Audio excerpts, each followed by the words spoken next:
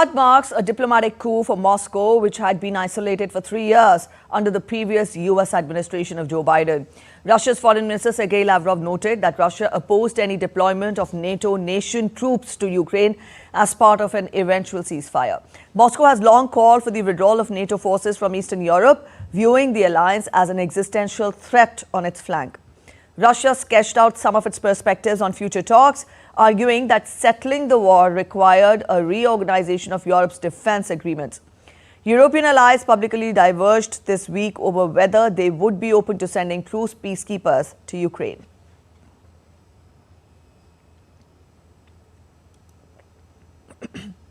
Though on Tuesday, Trump said he would not oppose Europeans if they want to send peacekeeping troops to Ukraine, adding that the United States would not have to contribute. If they want to do that, that's great. I'm all for it. If they want to do that, I think that'd be fine. I mean, I know France has mentioned it. Others have mentioned it. UK has mentioned it. But yeah, if we have a peace deal, I think having troops over there from the standpoint of Europe, we won't have to put any over there because, we're very far away. But having troops over there would be fine. I would not object to it at all. We're talking about French President Emmanuel Macron on Tuesday announced that he will host another meeting on Ukraine after the talks between the new U.S. administration and Russia. In an interview with French regional newspapers, Macron again appeared open to the idea of sending troops to Ukraine, but emphasized this could take place only in the most limited fashion and away from conflict zones. He said Paris was not preparing to send ground troops, but was considering, with its ally Britain, sending experts or even troops in limited terms outside any conflict zone. Macron also evoked the idea of deciding within the framework of the negotiations to have, under a United Nations mandate, a peacekeeping operation which would be held along the front line. He said that the new talks would take place on Wednesday with several European and non-European states. His wide-ranging comments came after U.S. President stunned Europe by appending U.S. policy with a resumption of diplomacy with the Kremlin aimed at agreeing an end to the conflict.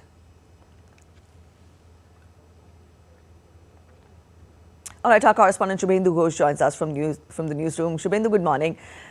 Now, with the recent change of guard in the U.S., we also see a change in the U.S. approach with regard to Russia-Ukraine conflict, with Trump hinting at a meeting with Russian president by the end of this month. Help us understand, to what extent will this change in approach by Trump help in resolving the Russia-Ukraine conflict? Good morning, Preeti. That's right. There is a dramatic shift in the manner in which U.S. is approaching the Ukraine conflict now.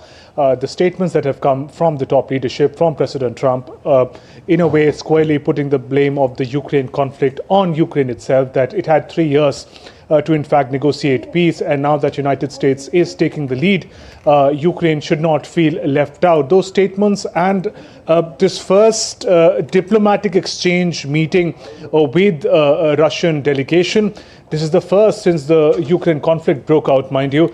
It speaks volumes about the manner in which equations and ties are being reset.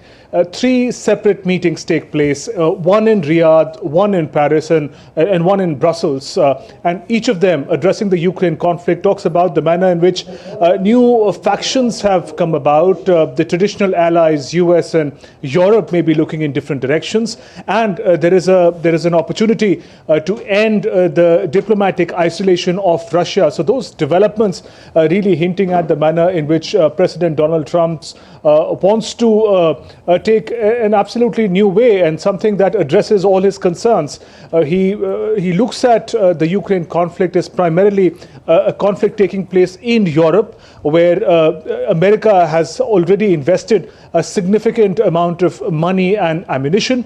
It also looks at possibly China as the main adversary, and therefore would like to mend ties with other partners, especially as far as Russia is concerned.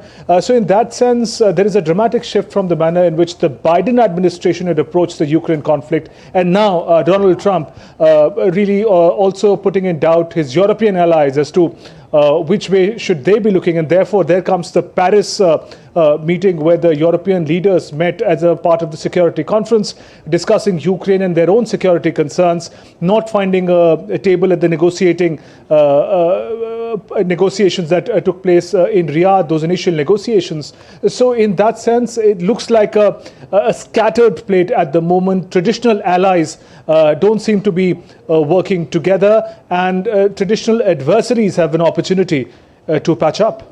All right, Shubhendu, at the same time, when we see a change in the approach of the US, we also see somewhere the European allies are also a little hesitant or skeptical with their approach to the Russia-Ukraine conflict from here on. Though French President Emmanuel Macron has hinted at hosting a second meeting on Ukraine on Wednesday, but at the same time, France has made it clear that they are interested in sending either experts to Ukraine, or for that matter, troops only, not in the conflict zones. So this also talks of somewhere a shift in the stance of the European allies also. How do you gauge that? And having said that, how do you see the European allies approach this from here on with a change in the stance of the US? Right, Preeti, as I mentioned, that there are two things that are happening. There's a resetting of ties between United States and Russia. And on the other side, the next big story is the manner in which a trust deficit, as it were, is cropping up between the close partnership between the United States and Europe. Now, we know that President Trump looks at America's investment in groups like military alliances like NATO as a disproportionate investment on the part of the US. They would like NATO to invest more in its security infrastructure, invest more as far as the Ukraine conflict is concerned, and therefore not finding a place at the negotiating table in Riyadh. European leaders are concerned about the manner in which United States and Russia could take unilateral decisions about a conflict in which the whole of the continent, the NATO countries, have been invested heavily for the past 3 years. In that sense, it also puts to question their own security arrangement. If the Ukraine conflict, US and Europe are looking in different direction, what happens to Europe's own security concerns? If Russia is emboldened by the step that President Trump is taking at the moment, ending their diplomatic isolation, what happens to the future of European security, and how invested will America be? Traditionally, post the Second World War, America was seen as this the main security provider for the continent of Europe. But now, with President Trump, those dynamics are being put to question. This realignment is something that is unnerving everyone. Even in the meeting in Paris, we saw that the European leaders could not agree on a common solution, common European stand to the conflict and the way forward. France and UK, for example, were in the favor of putting boots on the ground, have some sort of a peacekeeping troop as part of the peace deal between Ukraine and Russia, whereas Italy and Germany thought it was naive to talk about participating directly in the conflict at a point where they were talking about end to the 3 years of fighting. So in that sense, it is chaotic in the manner in which Europe is trying to articulate its own position in the conflict, and America's new stand is not helping the matters. All right, so that was about Europe and the US. But then, Shubhendu, in the midst of all this, it's a little too early to evaluate or gauge. But then, which of the two parties, Russia or Ukraine, do you see, getting strength from this change of approach? I mean, like, which side do you see would benefit more with this? Because with Ukraine, not being present in either of the meetings, at the same time, US approaching Russia, how do you gauge the days ahead to pan out, and how do we see the conflict further pan out from here?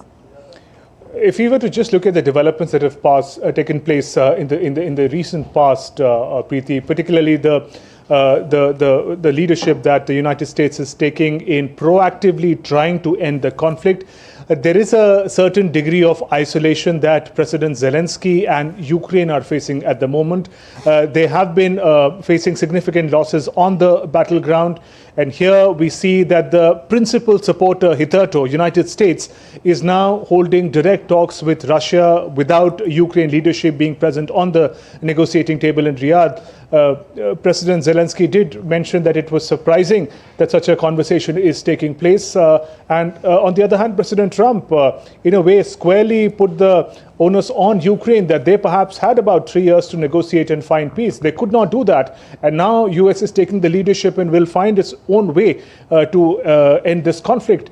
In that sense, this patching up between the United States and Russia, although these are very early days, and we have to see if this is also some sort of a diplomatic strategic hedge that President Trump is investing in. But even so, a certain attempt at bridging the gap between US and Russia does come as a bad news for Ukraine at a critical point like this, where the future of the Ukraine conflict, Russia-Ukraine conflict, is being decided. And also given that Europe is in disarray, the number of allies backing Ukraine, the overall structure appears to be dwindling as we speak. All right, Shumendu. So we'll have to wait and watch how these meetings, pan out further, and we'll have to see what would be the repercussions. Thank you so much for joining in with the details this morning.